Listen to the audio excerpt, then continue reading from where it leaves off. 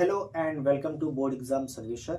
Board exam के revision के लिए पहले लेक्चर वीडियो में आप सभी का स्वागत है। तो चैप्टर का नाम है इलेक्ट्रोस्टैटिक्स, अर्थात यहाँ पर आवेश एक स्थिर स्थिति में है जिसके कारण उसकी प्रॉपर्टीज़ दिखाई देने वाली है। तो समझते हैं पहले आवेश होता क्या है। चार्ज एक सब एटॉमिक पार्टिकल की ऐसी विशेषता होती है जो कि उसको एक इलेक्ट्रिक फील्ड या मैग्नेटिक फील्ड में ले जाने पर अपने ऊपर एक बल का अनुभव कराती है। फॉर एग्जाम्पल, जैसे कि आप जानते हैं, जब ग्लास रॉड को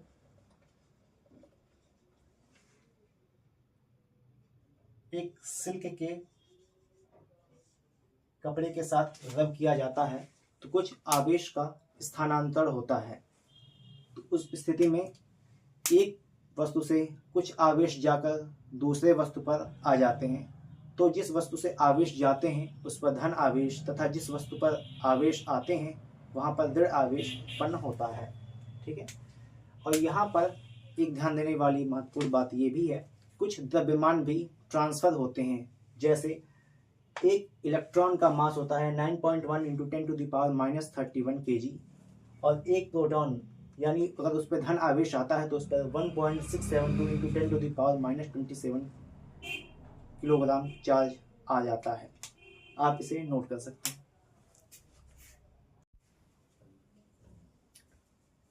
अगला आपका बहुत महत्वपूर्ण टॉपिक है कूलॉम्स लॉ। कूलॉम्स लॉ बात करता है चार्जों की आकर्षण और प्रतिकर्षण जो नेचर होती है उनके बारे में।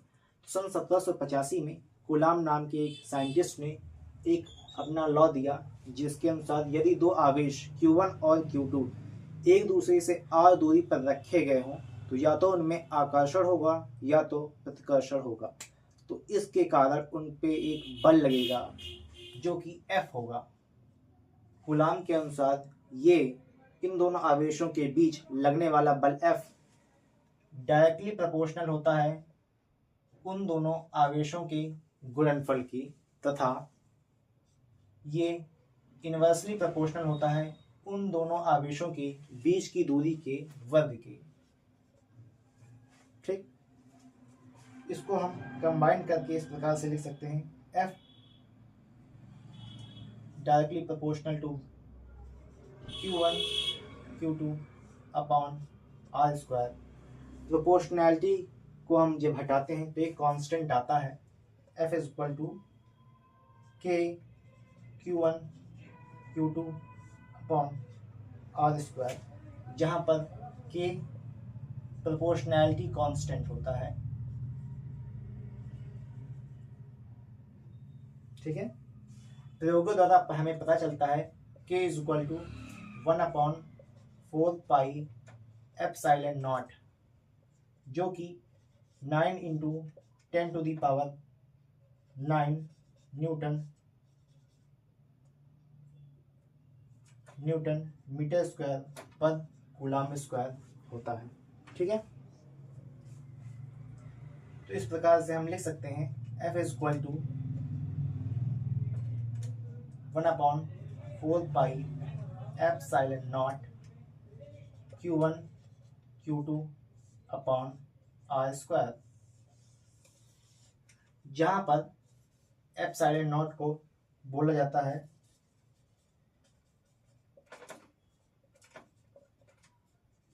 Permittivity of free space. लेकिन terms and conditions also apply. यहाँ पर कंडीशन होती है कि कूलाम का नियम किन स्थितियों में लागू होता है। तो पहली कंडीशन ये है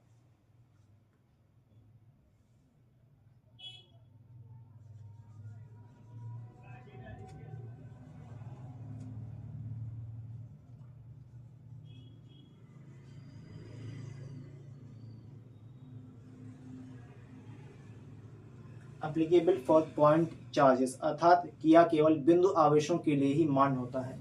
और दूसरा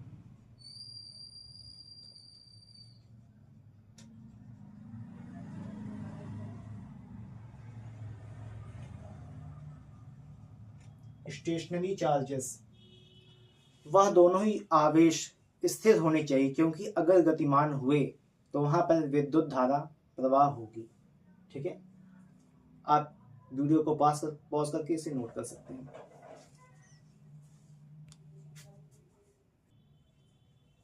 आगे बढ़ते हैं। एप्सिलॉन नॉट होता है परमिटिविटी ऑफ फ्री स्पेस। तो जैसा कि हमें पता है 1/4 pi epsilon naught is equal to 9 into 10⁻9 newton metre square पर कूलम। ठीक है, तो यहाँ से हम एप्सिलॉन नॉट की वैल्यू फाइंड आउट करने का ट्राई करते हैं। यहाँ से एप्सिलॉन नॉट हो जाएगा 1/4 पाई इंटू 10⁻9। इसको हमें सॉल्व करने पर मिलेगा 8.85 इंटू 10⁻−12। ठीक है, तो ये ऊपर चले जाएंगे, ये हो जाएगा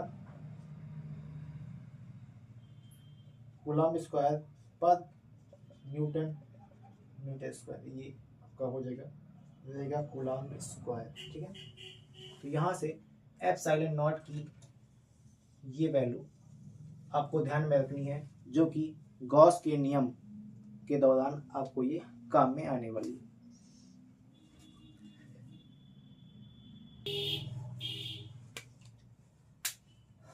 तो आगे बढ़ते हैं। when point charges are placed in vacuum, तो हमें पता है F is equal to, suppose कि ये वैक्यूम में रखने पर ये फोर्स है F1। ठीक है, F1 इज इक्वल टू हो जाएगा 1/4 pi epsilon not Q1 Q2 upon R square. मान लेते हैं इक्वेशन नंबर पहली। ठीक, अब दूसरी कंडीशन, यदि यह वैक्यूम में ना रखकर किसी अन्य मीडियम में रखा गया हो, तब क्या होने वाला है। अदर देन फ्री स्पेस, तो सपोज कीजिए F2 हो जाएगा 1/4 pi epsilon Q1 Q2 upon R square, equation number 2। ठीक है, जहां पर epsilon permittivity of other space होगी। ठीक है, चलिए इक्वेशन 1 और इक्वेशन 2 को डिवाइड करते हैं, तो हम पाएंगे F1 upon F2 is equal to, ये हो जाएगा 1/4 pi epsilon not Q1 Q2 upon R square, upon में F2 की value 1/4 pi epsilon Q1 Q2 upon R square. इसको सॉल्व करने पर ये कैंसिल हो जाएंगे और ये कैंसिल हो जाएंगे, तो हमें यहाँ से मिलेगा F1 upon F2 is equal to epsilon upon epsilon naught. ठीक है, इसको मानते हैं एप्सिलॉन R। ठीक है, जहां पर एप्सिलॉन R हो जाएगी आपकी रिलेटिव परमिटिविटी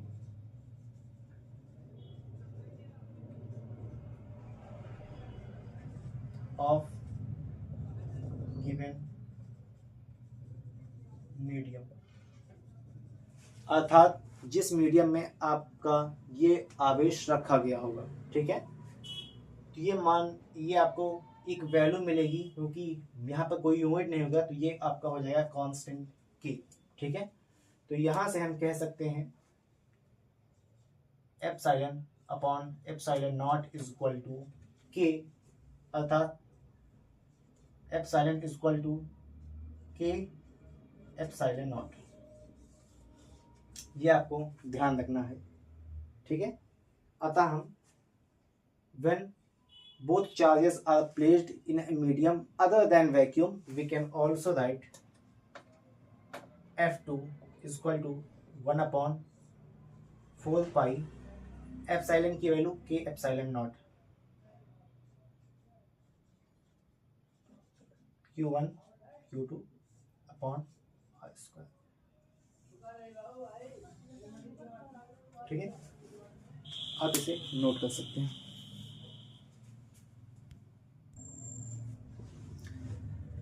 अगला आपका महत्वपूर्ण टॉपिक है कंटिन्यूअस चार्ज डिस्ट्रीब्यूशन अर्थात सतत आवेश वितरण। तो होता यूँ है कि जब हम किसी भी ऑब्जेक्ट को चार्ज देते हैं तो वो उसके पूरे ऊपर एक समान रूप से डिस्ट्रीब्यूट हो जाता है। तो इसमें पहला है या तीन प्रकार से हो सकता है, linear charge distribution, surface charge distribution और वॉल्यूम चार्ज डिस्ट्रीब्यूशन। चलिए इसे समझते हैं। तो लीनियर चार्ज डिस्ट्रीब्यूशन क्या होता है, यदि सपोज करिए ये एक लाइन या कोई कर्व है और इसको हम आवेश देते हैं और यह आवेश इसके लंबाई में समान रूप से वितरित हो जाता है, तो इसे हम कहेंगे लीनियर चार्ज डिस्ट्रीब्यूशन। इसको हम लैम्डा से रिप्रेजेंट करते हैं। यदि टोटल चार्ज यहाँ पर Q हो और इस ऑब्जेक्ट की लंबाई L हो तो लीनियर चार्ज डिस्ट्रीब्यूशन आपका हो जाएगा lambda equal to Q by L, अर्थात आवेश वितरण प्रति इकाई लंबाई पर। ठीक है, फिर अगला है सरफेस चार्ज डिस्ट्रीब्यूशन। सपोज करिए यह कोई ऑब्जेक्ट है जिसका सरफेस एरिया A है। ठीक है, और इसको हम आवेशित करते हैं या चार्ज देते हैं तो ये पूरे इसके पृष्ठ पर एक समान रूप से वितरित हो जाता है। ठीक है, तो इस स्थिति में सरफेस चार्ज डिस्ट्रीब्यूशन सिग्मा होता है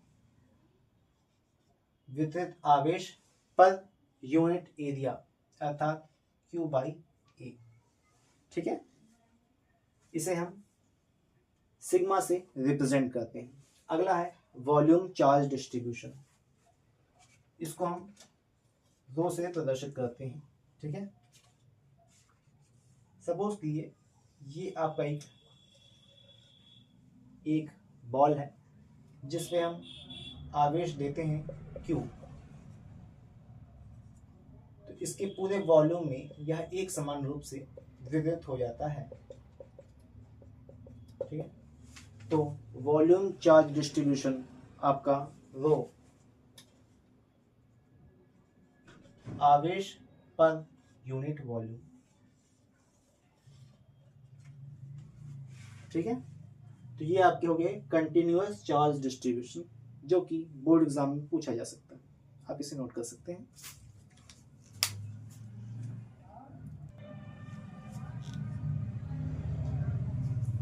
अगला आपका एक महत्वपूर्ण टॉपिक है अध्यारोपण का सिद्धांत अर्थात सुपरपोजिशन प्रिंसिपल। यह क्या कहता है, सपोज कीजिए यहाँ पर ढेर सारे आवेश हैं Q1 Q2 Q3 Q4 Q5 और ये यहाँ पर एक आवेश है Q6। तो अध्यारोपण का सिद्धांत कहता है इन सभी आवेशों के कारण इस Q6 आवेश पर लगने वाला बल F इन सभी आवेशों के बीच लगने वाले बल के वेक्टर सम के योग के बराबर होता है, अर्थात F is equal to F1 plus F2 plus F3 plus F4 plus F5 and so on Fn अगर n आवेश हुए तो। ठीक है, तो ये सुपरपोजिशन प्रिंसिपल का यही तात्पर्य होता है। ठीक है, कि अर्थात जो इस आवेश Q6 पर लगने वाला बल होगा वो इनके बीच Q2 Q6 और Q4 Q6 और यहाँ पर एक है Q5 Q6 के बीच लगने वाले बल की सदिश योग के बराबर होगा। ठीक है, तो ये चैप्टर आपका ये टॉपिक इलेक्ट्रोस्टैटिक्स का कूलॉम के नियम से संबंधित यहाँ पर समाप्त होता है। अगर आपको वीडियो पसंद आई तो आप इसको लाइक, शेयर एंड सब्सक्राइब भी कर सकते हैं। बाकी आपको कोई भी डाउट हो तो आप कमेंट सेक्शन में पूछ सकते हैं। बाकी आप मुझे मेल कर सकते हैं sarveshwar20@gmail.com पर। तो मिलते हैं अगली वीडियो में, जो कि है गॉस थ्योरम।